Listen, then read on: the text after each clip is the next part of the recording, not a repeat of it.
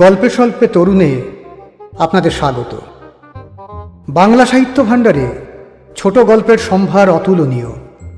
মণিমাণিক্য খচিত সেই সব ছোট গল্প নিয়েই আপনাদের সামনে আমি তরুণ।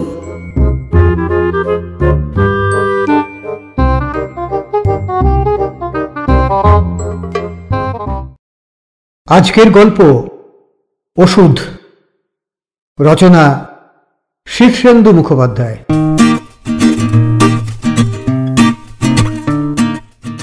উকিলবাবু এখনো আসেননি।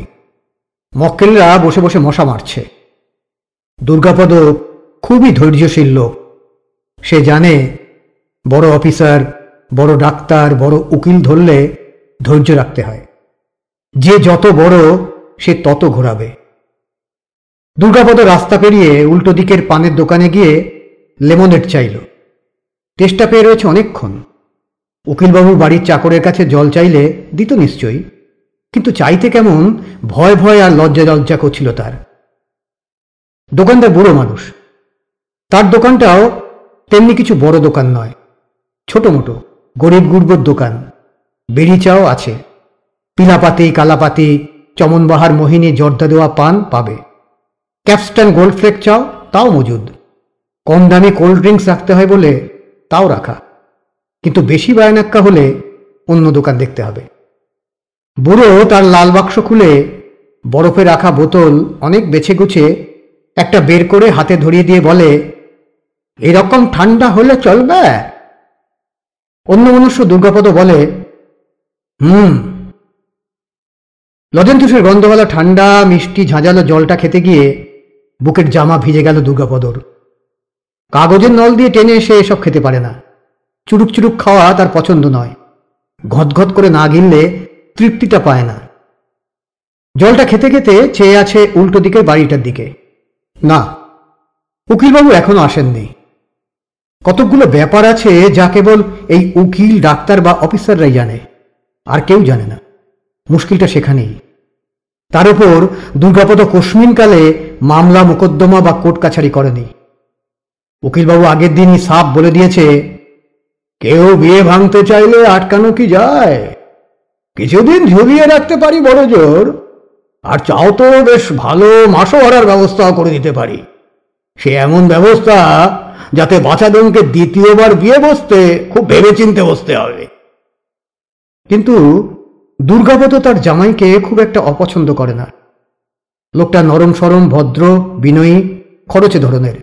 বরং তার মেয়ে লক্ষ্মী ট্যাটন। বিয়ের আগে পাড়া জ্বালিয়েছে। বিয়ের বছর দুই যেতে না যেতে বাপের বাড়িতে এসে খাদিমা হয়ে বসেছে। জামাই নিতে আসেনি।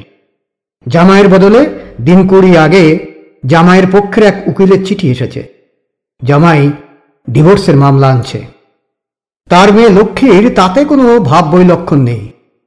রেজিস্ট্রি করা খামটা খুলে চিঠিটা তেরছা নজরে পড়ে বারান্দায় ফেলে রেখে পা ছড়িয়ে উকুন বাঁচতে বসলো সরু চিরুনি দিয়ে। বাতাসে উড়ে উড়ে ঘুড়ির মতো লাট খেয়ে চিঠিটা করুণ মুখে এসে উঠোনে দুর্গাপদর পায়ের পাতায় লেগে রইল। দুর্গাপদ উঠোনে বসে একটা ভাঙা মিটসেপের ডালায় কবজা লাগাচ্ছিল। ইংরেজিতে লেখা চিঠিটা বুঝতে একটু দেরি হলো বটে, কিন্তু অবশেষে বুঝল এবং মাথাটা তখনই একটা পাক মারল জোর। জামাই বাবাজি যে লোক খুব খারাপ নয় তা জানে বলেই দুর্গাপদ কটমট করে তাকালো মেয়ের দিকে। কিন্তু এসব তাকানো টাকানোর ইদানিং আর কাজ হয় না, কোনোদিন হতোও না। বলি, ব্যাপারটা কি শুনছিস? হুঙ্কার দিল দুর্গাপদ। লক্ষ্মী সূক্ষ্ম চিরুনিতে উঠে আসা চুলের গোছা আলোয় তুলে উকুন খুঁজতে খুঁজতে নির্বিকার গলায় বলে, দেখলে তো, আবার জিজ্ঞেস করছো কেন? দুর্গাপদ বুঝল পুরুষকারে কাজ হবে না। গলা নরম করে বলল, স্বামী স্ত্রী ঝগড়া হয়, সে তো দিন রাত্রির মতো সত্য। তা বলে উকিলের চিঠি কেন? তেমন কি হলো তোদের?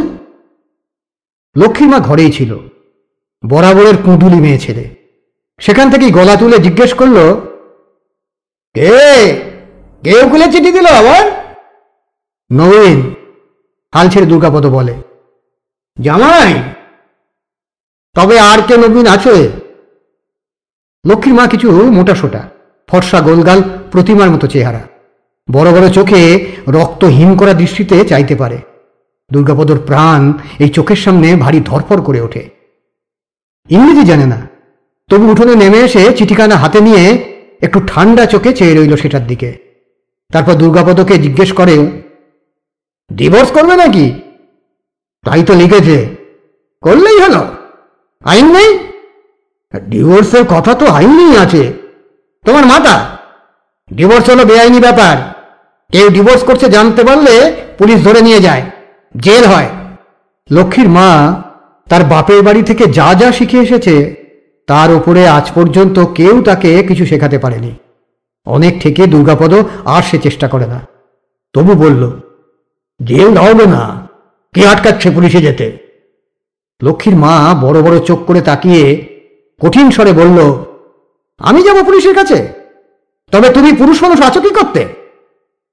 এই নিয়ে যখন লক্ষ্মীর মার সঙ্গে তর্ক বিতর্ক চলছিল, তখন লক্ষ্মী ম্যাটিনিশ হয়ে যাবে বলে রান্নাঘরে গিয়ে পান্তা খেতে বসল। লক্ষ্মীর মায়ের বাঁজা নাম ঘুচিয়ে ওই লক্ষ্মী জন্মেছিল, আর ছেলেপুলে হয়নি। একমাত্র সন্তান বলে আশকারা পেয়েছিল ঠিকই, কিন্তু সে দুর্গাপদর কাছে যতটা, তার চেয়ে ঢের বেশি তার মায়ের কাছ থেকে। সারা দিন মায়ে মেয়ের গলাগলি ভাব, গুজগুজ ফুসফুস। দুটো মেয়ে ছেলে একজোট, অন্যধারে দুর্গাপদ এক পুরুষ। কি বা করবে? চোখের সামনেই মেয়েটা বকে গেল। লক্ষ্মী সিনেমায় বেরিয়ে যাওয়ার পর লক্ষ্মীর মা দুর্গাপদকে বলল, জামাই খারাপ নয়, কিন্তু ওর বাড়ির লোকেরা হাট জ্বালানি, সব কটাকে কোমরে দড়ি বেঁধে সদরে চালান দিয়ে আসবে, যাও। কি কথা? দেশে আইন নেই, কোর্ট কাছারি নেই, পুলিশ জেলখানা নেই, ডিভোর্স করলেই হলো? এসব ক্ষেত্রে পুলিশের কাছে গিয়ে লাভ নেই তা দুর্গাপদ জানে, কিন্তু কোথায় যেতে হয় তা তারও মাথায় আসে না। সে তেমন লেখাপড়া জানে না, খুব ভদ্র সমাজের লোকও সে নয়। তবে ইলেকট্রিক মিস্ত্রি হিসাবে গয়েশপুর থেকে কাঁচরাপাড়া অবধি তার ফলাও প্র্যাকটিস। বলতে কি, উকিল ডাক্তার অফিসারদের মতোই তার গায়েককেও ঘুরে ফিরে আসতে হয়। বলতে নেই তার টাকা অঢেল। সে সাইকেলখানা নিয়ে ভর দুপুরে বেরিয়ে পড়ল। বুদ্ধি দেওয়ার লোকের অভাব দুনিয়ায় নেই। একজন দুধে এক উকিলের ঠিকানা মায়ে একটা হাত চিঠিও দিয়ে দিল। তাতে লাভ হলো কিনা দুর্গাপদ জানে না। প্রথম দিন জামাইয়ের উকিলের দেওয়া চিঠিটা পড়ে দুধে উকিল মোট মিনিট 10 তার সঙ্গে কথাবার্তা বলতে 25টা টাকা নিল, কিন্তু তবু কোনো ভরসা দিতে পারল না। দুর্গাপদ আজও এসেছে। বুকের মধ্যে সারাক্ষণ ঢিপ ঢিপ, মুখ শুকনো, গলা জুড়ে অষ্টপ্রহর এক তেষ্টা। মেয়েটা ঘাড়ে এসে পড়লে সমাজে মুখ দেখানো যাবে না। আর হারামজাদি শুধু যে ঘাড়ে এসে পড়বে তা তো নয়, ঘাড়ে বসে চুল ওপড়াবে, পাড়ায় ঢিঢি ফেলে দেবে দুদিনেই। স্বভাব জানে তো দুর্গাপদ। গতকাল সে লক্ষ্মীকে খুব সোয়াগ দেখিয়ে বলেছিল, মা গো, শ্বশুরবাড়িতে গিয়ে বনিবনা করে থাকোগে, যাও, আমি সঙ্গে যাব, বুঝিয়ে সুঝিয়ে সব ঠিকঠাক করে দিয়ে আসবো। থাকতে যদি পারো তো মাসে 300 টাকা করে হাত খরচ পাঠাবো তোমায়। শুনে লক্ষ্মীর কি হাসি। পা ছড়িয়ে দেওয়ালে ঠেস দিয়ে এলো চুলে বসেছিল। হাসির চোটে সেই চুলে মুখ বুক ঢাকা পড়ল। বলল, মাসোহারার লোক দেখাচ্ছ? তুমি মরলে সর্বস্ব তো এমনিতেই আমি পাবো। মূর্তি দেখে দুর্গাপদ ভারী মুষড়ে পড়েছিল। লক্ষ্মীর মা বলল, পুরুষ মানুষ বোকা হয় সে তো জানা কথা, কিন্তু তোমার মতো এমন হাঁদারাম আর মেনিমুখ তো জন্মেও দেখিনি। লক্ষ্মী শ্বশুরবাড়ি যাবে কেন? ওর সম্মান নেই? জামাইদের দেমাকের দিন শেষ হয়ে গেছে, তারা পায়ে ধরে নিতে এলেও যাবে না। এ বাড়িতে বাকি জীবন বসে বসে খাবে। মেয়ে কি ফেলনা? উকিলবাবুর গাড়ি এসে থামল। তাড়াহুড়ো দুর্গাপদ লেমনেডের দাম দিতে ভুলে গিয়ে রাস্তা পেরোতে যাচ্ছিল। পেছন থেকে, ও দাদা, দাম দিয়ে দিলেন না? শুনে লজ্জা পেয়ে ফিরে এসে দাম মেটাতে গেলে বুড়ো দোকানদার মোলায়েম গলায় বলল, উকিলবাবুর এখন দেরি হবে, হাত পা ধোবেন, জল টল খাবেন, পাক্কা 1 ঘন্টা। রোজ দেখছি। আপনার নাম লেখানো আছে তো? দুর্গাপদ মাথা নেড়ে বলল, জনাষ্টেকের পর। তাহলে আরো 1.5 ঘন্টা ধরে নিন। বড় উকিল ধরে বড্ড মুশকিল হলো দেখছি। আসানো হবে, উনি হারা মামলায় জিতিয়ে দেন, কত খুনিকে খালাস করেছেন। দুর্গাপদ বলল, কিন্তু আমারটা কিছু হলো না। আচ্ছা, আপনার মুশকিলটা কি? সে আছে অনেক ঝামেলার ব্যাপার। জামাই ডিভোর্স চাইছে। বলে বুড়ো মুখে কুলু পাঁটল। দুর্গাপদ লেমনেডের দাম দিয়ে রাস্তা পেরিয়ে এসে উকিলবাবুর বাইরের ঘরে আরও জনাতিরিশেক লোকের মধ্যে ঠাসাঠাসি হয়ে বসে থাকে। 2.5 ঘন্টা বসতে হবে। ঘরটা বিড়ি আর সিগারেটের ধোঁয়ায় ধোঁয়াক্কার। শোনা গেল উকিলবাবু এখনো চেম্বারে আসেননি, জল খাচ্ছেন বোধহয়। গুটি গুটি আরও মক্কেল আসছে। ঝাড়া 3 ঘন্টা। হাঁটু ব্যথা হলো, মাজা ধরে গেল, হাই উঠতে লাগলো ঘন ঘন। তারপর ডাক এলো। ব্যস্ত বড় উকিলবাবু মক্কেলদের 1-2 বার দেখে মনে রাখতে পারেন না, তাই ফের পুরনো পরিচয় এবং বখেরার কথা বুঝিয়ে বলতে হলো।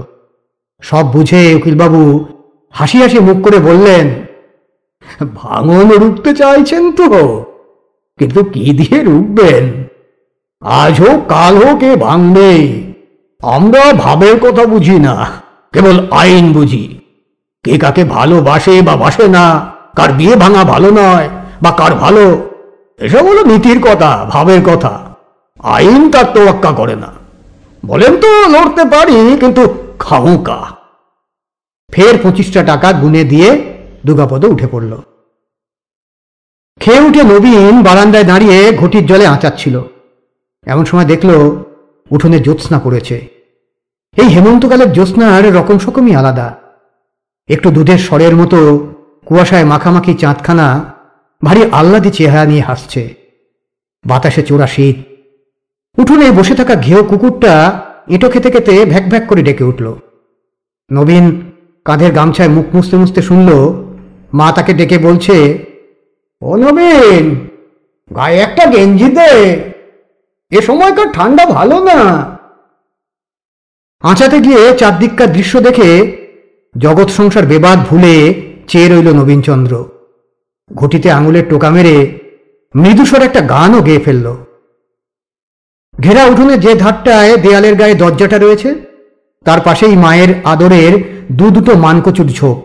আশকারা পেয়ে মানুষ প্রমাণ প্রকাণ্ড হয়ে উঠেছে। এক একখানা পাতা ডবল সাইজের কুলোকেও হার মানায়। কুকুরটা ভ্যাক ভ্যাক করে সেদিকেই বারবার ছুটে গিয়ে ফের লেজ নামিয়ে চলে আসছে। নবীনের মুখের দিকে চেয়ে কি যেন বোঝাবার চেষ্টা করলো ভ্যাক ভ্যাক করে। নবীন গান থামিয়ে বলে, কে? কচুপাতার আড়ালে কপাটের গায়ে লেগে থাকা ছায়ামূর্তি বলে উঠল, আমি। হে নবীন, কথা ছিল, আঁচাচ্ছিলে বলে ডাকিনি। বিষম খেতে পারত তো। অক্ষয় উকিলের হয়ে এসেছে। আজকাল বড় আলতু ফালতু কথা বলে, মানে হয় না। নবীন উঠোন পেরিয়ে বাইরে ঘরে গিয়ে বাতি জেলে বলে, আসুন। বিবর্ণ একটা শাল জড়ানো বুড়োটে লোকটা খুব আত্মবিশ্বাসের সঙ্গে চেয়ারে বসে ঠ্যাং তুলে ফেলল। বলল, ডিভোর্সের মামলা বড় সোজা নহে। নবীন ভ্রু কুচকে বলল, ওপক্ষ কোনো জবাব দিয়েছে? জবাব এত টক করে দেবে? অত সোজা নাকি? যা সব আর্গুমেন্ট দিয়েছি তার জবাব ভেবে বের করে মুসাবিদা করতে দুটো উকিলের কাল ঘাম ছুটে যাবে। তবে এও ঠিক কথা, ডিভোর্স জিনিসটা অত সহজ নয়। নবীন গম্ভীর মুখে বলে, সত্যটাই বাকি, রোজ কাঁড়ি কাঁড়ি ডিভোর্স হচ্ছে দেখছি। আরে না, সরকার ডিভোর্স জিনিসটা পছন্দ করে না। আইনের অনেক ফ্যাকড়া আছে। যা হোক, সে নিয়ে আমি ভাববো, তুমি নিশ্চিন্তে থাকো। খরচাপাতি কিছু দেবে নাকি আজ? খরচা আবার কি? নবীন অবাক হয়ে বলে, এখনো মোকদ্দমা শুরুই হয়নি। আছে আছে, মোকদ্দমা শুরু হয়নি বলে কি আর উকিলের বসে থাকলে চলে? আইনের পাহাড় প্রমাণ বই ঘাঁটতে হচ্ছে না? এই যে মাঝে মাঝে এসে খবর দিচ্ছি, এর জন্য তো কিছু পাওনা হয় বাবু। মহেশ উকিলের সঙ্গে বাজার দর নিয়ে কথা বলতে গেলে পর্যন্ত ফিস চায়। নবীন বেজার হলো, তবে বলল, ঠিক আছে, কাল সকালে কারখানায় যাওয়ার সময় 2 টাকা দিয়ে আসবো খন। মোকদ্দমাটা বুঝছেন কেমন? অক্ষয় শালটা খুলে ঘুরিয়ে ঘুরিয়ে হাওয়া খেতে খেতে বলে, সোজা নয়।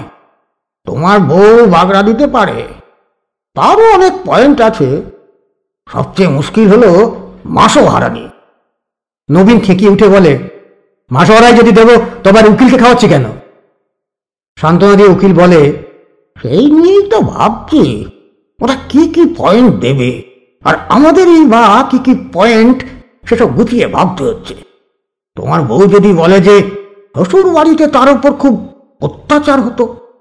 অত্যাচার আবার কি? মা খুড়ি একটু পিচপিচ করতো, তাও অমন সব মা খুড়িই করে। ভারী বেয়ারা মেয়ে ছেলে, কাউকে গ্রাহ্য করতো না, উল্টে মুখ করতো। বিনা পারমিশন সিনেমায় যেত। যেসব বাড়ির সঙ্গে আমাদের ঝগড়া, সেসব বাড়িতে গিয়ে আমাদের নিন্দে করে আসতো। মারধর করা হয়নি তো? কোশমিনকালেও না, বরং ওই উল্টে আমার হাত খিমচে দিয়েছিল, একবার কামড়েও দেয়। আমি দু একটা শটকান মেরেছি হয়তো, তাকে মারধর বলে না। আচ্ছা, চরিত্র দোষ ছিল কি? থাকলে একটু সুবিধে হয়, ডিভোর্সের বদলে এনালমেন্ট পেয়ে যাবে, মাথা ওরা দিতে হবে না। ছিল কি আর না? তবে সেসব খোঁজখবর আর কে নিয়েছে? অক্ষয় উকিল উঠতে উঠতে বলে, কোন পয়েন্ট টিকবে কোনটা টিকবে না বলা শক্ত, ভাবতে হবে। তুমি বরং কাল 4 টাকাই দিয়ে যেও। জ্বলন্ত চোখে নবীন চেয়েছিল। অক্ষয় উকিলের আসল রোজগার হলো জামিন দেওয়া। সস্তা হয় বলে নবীন ধরেছে, কিন্তু এখন ভারী সন্দেহ হচ্ছে তার যে লোকটা ইজলাসে দাঁড়িয়ে সব গুলিয়ে না ফেলে। জ্যোৎস্নাটা তেমন ভালো বলে মনে হলো না নবীনের, গলায় গানও এলো না। নিজের বিবাহিত জীবনের ভুল ভ্রান্তিগুলো মনে হয়ে খুব আফসোস হচ্ছে। ধ্যামনা মেয়ে ছেলেটাকে সে চিরকাল প্রশ্রয় দিয়েছে। উচিত ছিল ধরে আগা পাঁচতলা ধোলাই দেওয়া, তাহলে হাতের সুখের একটা স্মৃতি থাকত। এখন দাঁত কিরমির করে মরা ছাড়া গতি নেই। আদালত তো বড় জোর বিয়ে ভেঙে দেবে, তার বেশি কিছু করবে না। আইনে মারধরের নিয়ম নেই, কিন্তু থাকা উচিত ছিল। কাউকে কিছু না বলে লক্ষ্মী সটকে পড়েছিল। প্রথমে সবাই ধরে নিয়েছিল অন্য কারোর সঙ্গে ভেগেছে। পথে খবর হলো তা নয়, বাপের বাড়িতে গিয়ে উঠেছে। তাতে খানিকটা স্বস্তি বোধ করেছিল নবীন, মুখটা বাঁচল। কিন্তু সেই থেকে তার লোহা পেটানো হাত পা নিষ্পিস করে। সকালে কারখানায় যাওয়ার পথে অক্ষয় উকিলের চেম্বারে উঁকি দেয় নবীন। চেম্বারের অবস্থা শোচনীয়। ওপরে টিনের চালওয়ালা পাকা ঘরের চুন বালি গত বর্ষার স্যাঁতস্যাঁতে ভাব কাটিয়ে উঠতে পারেনি, ঝুরঝুর করে সব ঝরে পড়ে যাচ্ছে। উকিলের নিজস্ব চেয়ারের গদি ফেড়ে গিয়ে ছোবরা বেরিয়ে পড়েছে। 3 আলমারি বইতে উই লেগেছে। আলমারির গায়ে উই পোকার আঁকা বাঁকা মোট সুড়ঙ্গ। বই অবশ্য নকল। মক্কেলদের শ্রদ্ধা জাগানোর জন্য সাজিয়ে রাখা বেশিরভাগ বই ডামি। ওপরে মলাট, ভেতরটা ফোঁপড়া। মক্কেলিন ঘরে বসে অক্ষয় উকিল গতকালের শালটা গায়ে দিয়ে নাতিকে অঙ্ক কষাচ্ছে। 4টে টাকা পেয়ে গম্ভীর মুখে বলল, এ মামলা তুমি জিতেই গেছে ধরে নাও। নবীন নিশ্চিন্ত হল না। শীতের বেলা তাড়াতাড়ি পড়ে আসে। ওভারটাইম খেটে বেরোতে বেরোতে সাঁঝের আঁধার ঘনিয়ে এসেছে। কারখানা ছাড়িয়ে বাজারের পথে পা দিতেই মোড়ের মাথায় শুকনো মুখে তার শ্বশুর দুর্গাপদকে দাঁড়িয়ে থাকতে দেখে একটু থমকালো নবীন। কথা বলা উচিত কিনা ভাবছে।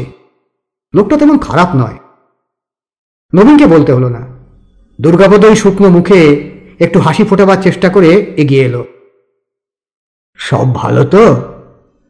নবীন বেখেয়ালে প্রণাম করে ফেলে, বলে, মন্দ কি? দুর্গাপদ শুকনো ঠোঁট জিভে চেটে বলে, এদিকে একটা বিষয়ে কাজে এসেছিলাম, ভাবলাম দেখা করে যাই। নবীনও ভদ্রতা করে জিজ্ঞেস করে, ওদিকে সব ভালো? দুর্গাপদ হতাশ মুখে বলে, ভালো আর কই, তুমি উকিলের চিঠি দিয়েছ। আমি অত শত ইংরেজি বুঝি না, তবে পড়ে মনে হলো ডিভোর্স কিছু একটা কথা আছে। নবীন বিনীতভাবেই বলল, তাই লেখার কথা, ঠিকমতো লিখেছে কিনা কে জানে। আইনের ইংরেজির অনেক ঘোর পেঁচ। দুর্গাপদ বলে, শুধু ইংরেজি কি, উকিলের মুখের কথাও ভালো করে বোঝা যায় না। দুবারে কল করে 50 টাকা দিলাম দুটো মুখের কথা শোনার জন্য।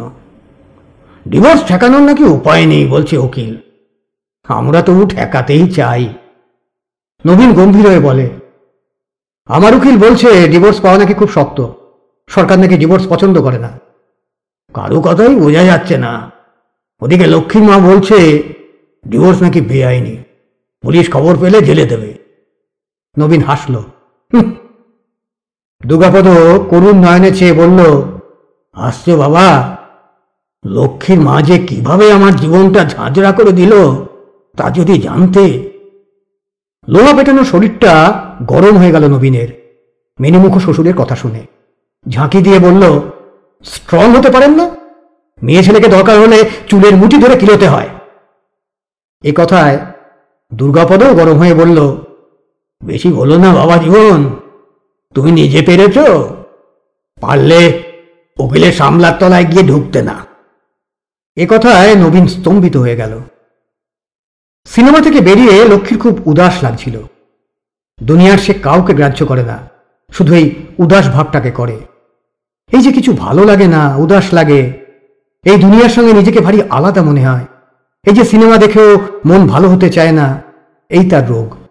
ভিতরে নাড়াচাড়া নেই, নিথর, ভ্যাটভ্যাটে পান্তার মতো জল ঢ্যাপসা একটা মন নেতিয়ে পড়ে আছে। সিনেমা হলের বাইরে দাঁড়িয়ে উদাস চোখে চেয়ে থাকে লক্ষ্মী। কোথায় যাবে তা যেন মনে পড়তে চায় না। লক্ষ্মী একটা রিক্সা নিল। স্টেশনে এসে উদাসভাবেই নৈহাটির ট্রেনে উঠে বসল। নিজের কোনো কাজের জন্য কখনো কাউকে সে কৈফিয়ত দেয় না। উঠোনে ঢুকতেই নেড়ি কুকুরটা ভ্যাক ভ্যাক করে তেড়ে এসে লেজ নেড়ে কুই কুই করে গা শোকে।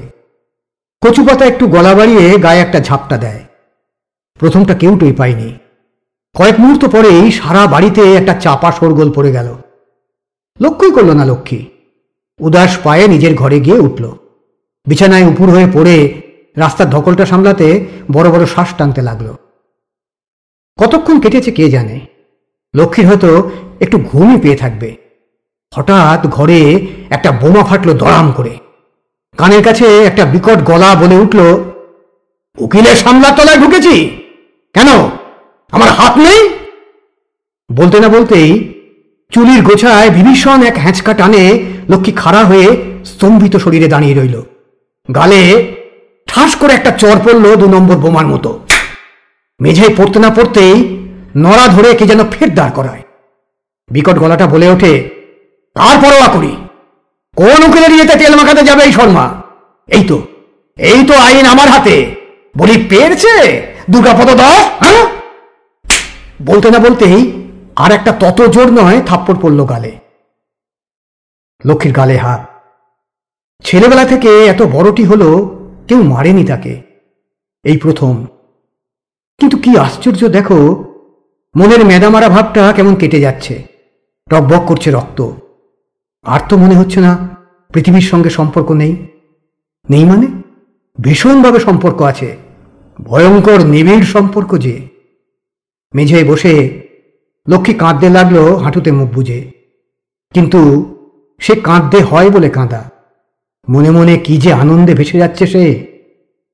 দরজার একটু তফাৎ থেকে উকি মেরে দৃশ্যটা দেখে দুর্গাপদ হাঁ। বজ্জাত মেয়ে বটে, এত নাকাল করিয়ে নিজে এসেছে। একমাত্র সন্তান মার খাচ্ছে বলে একটু কষ্টও হলো দুর্গাপদর। কিন্তু লোভীর মতো জুলজুলে চোখে সে দেখল দৃশ্যটা। ঠিক এরকমই দরকার কিছু লক্ষ্মীর মায়ের।